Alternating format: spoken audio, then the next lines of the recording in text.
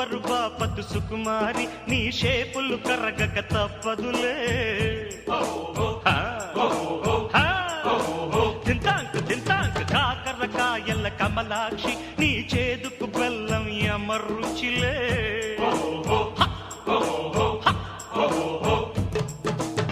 దేవుడిచ్చిన కాయలకే మనిషి పెంచెను పైరేటు తిష్టజీవి సాపాటు కష్టజీవికి గ్రహపాటు గుంటూరు గోంగూర పులుపంత వలపేరా నీ కందకు దురదైతే